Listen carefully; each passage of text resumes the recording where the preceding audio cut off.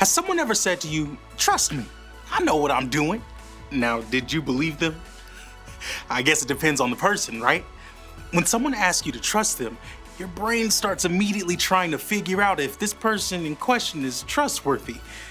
Like, if they keep their word, have followed through with you before, or just generally speaking, makes wise choices with their life. For some, trusting other people is easy. For others, not so much. This can be especially true for those circus performers who soar through the air on the flying trapeze. Those trapeze artists have to trust each other with their lives. They trust the trapeze itself, the workers who install the equipment, and the person on the other side of the arena hanging and ready to catch whoever launches themselves through the air. Not for the faint of heart. But you don't need a circus to tell you that trust is important. Every day we face moments where we need to trust someone or someone needs to trust us.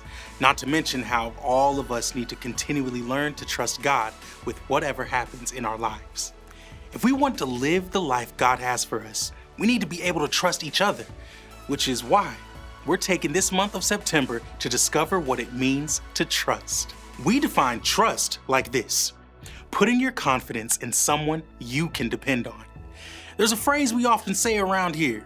In fact, it's one of our 3 basic truths. I can trust God no matter what. It's a simple phrase, but it's something that we need to revisit often because we will also face moments where we need to trust God. We know that God is someone that we can depend on. We want our kids to know that too. That's why we've chosen Proverbs 3:5 as our memory verse. It says, "Trust in the Lord with all your heart.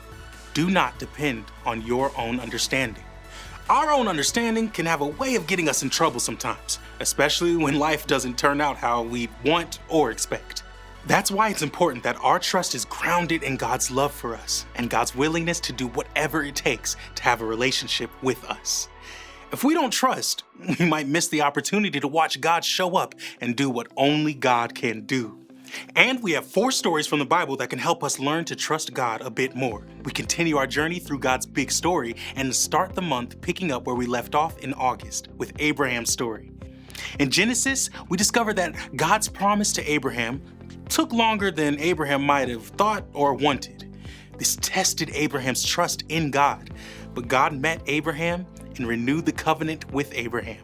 Eventually, Abraham and Sarah have a son and name him Isaac. God's promise to Abraham is coming true. Bottom line, trust God even when you have to wait. Next, we discover what happened when Isaac ventured out on his own. In Genesis 26, Isaac moved to a region where he reclaimed the wells that had belonged to his father, Abraham. For years, no one had cared about the wells until they were reopened. Then everyone started fighting over them. Instead of fighting, Isaac showed he trusted God and decided to give away the wells in order to make peace. Isaac simply walked away from what was rightfully his. God continued to show faithfulness to Isaac. Eventually, the people saw that God had Isaac's back. They backed away and left Isaac in peace.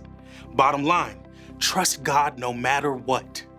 Then in week 3, we meet Isaac's sons, Jacob and Esau. From the moment they were born, Jacob and Esau always had a complicated relationship. Jacob eventually took advantage of Esau's moment of exhaustion. Of course, Esau was angry, and Jacob might have wondered how God felt about him after swindling his brother's birthright and blessing out from under him. But in a dream, God reminded Jacob of the promise to his grandfather Abraham. God loved Jacob and could be trusted. God renewed the covenant that started with Abraham. God always keeps a promise. Bottom line, you can trust that God has a plan. We finish up the month learning what happened to Jacob and Esau's relationship. We discover that after years of living away from Esau, Jacob knows that God wants him to return home. After all that has happened, Jacob is worried about how Esau will respond to him.